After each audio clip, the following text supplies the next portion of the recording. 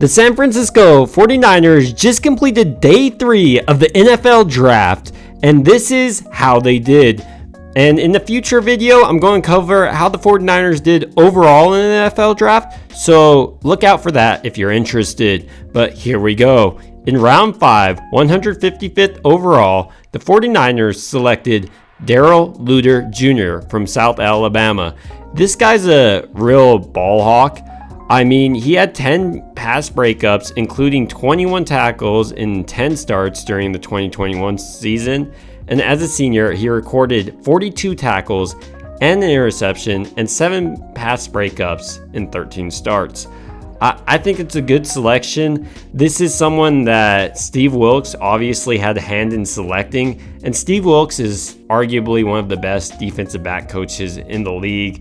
Darrell Luter has basically everything you want in a corner. This is a great selection. I give it an A.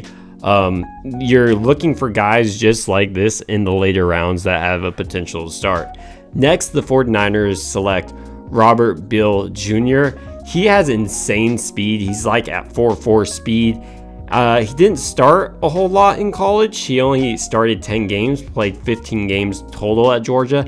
But that's because Georgia is so stacked. This was pick 173, so you have to understand what you're going to get. But with Chris Kasarik, I think Chris Kasarik is able to get the most out of Bill Jr., and maybe he's going to be an opposing force opposite of Nick Bosa for years to come, or a nice developmental piece or rotational piece. Next, in the 6th round, the San Francisco 49ers decided to double down again on the defensive side of the ball, selecting D. Winters, a linebacker from TCU. Blazing fast, he's not the biggest guy, but here are some of his stats. In college, he had 246 tackles, 33.5 for loss, 12.5 sacks, 2 fumble recoveries, 10 passes defended, and 3 interceptions. 1 interception of those was returned for a touchdown. He's very good on the field. He's instinctual. He plays a little bit faster than he tests maybe, but I like this pick. I think the 49ers know how to develop their linebackers. Another A. I mean, they killed it in these rounds. The only thing you could say is they didn't get a tackle, but they did pick up a bunch of great positions.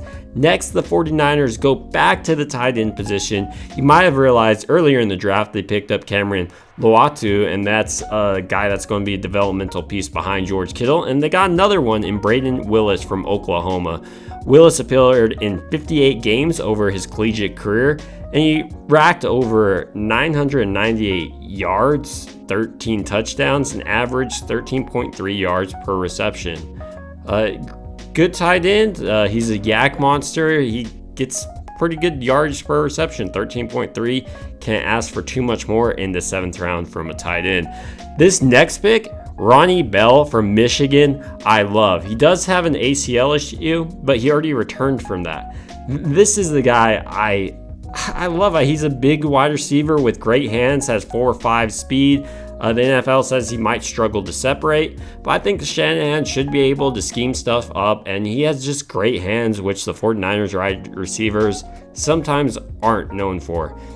Bell appeared in 47 games over his collegiate career, totaling 145 receptions for a total of 2,269 yards and 9 touchdowns. I love this pick. I think he's going to be someone that can compete with guys like Danny Gray and other wide receivers on the roster. The final pick in the NFL draft for the 49ers in round 7, pick 255, they selected Jalen Graham, the linebacker out of Purdue. This is another kind of linebacker that the 49ers are going to be able to develop. He's quick, he's instinctual, he can hit hard. So overall, for the second day of the NFL draft, while the 49ers didn't pick up a tackle, they still might in the undrafted free agent market. They did well. They picked up like the best guy available for them that would fit what they're looking to do.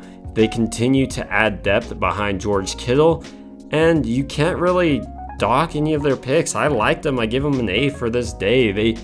Overall in this draft, they made some strong moves, and they were going to remain a contender for years to come. That's just my opinion. I want to hear your thoughts down below.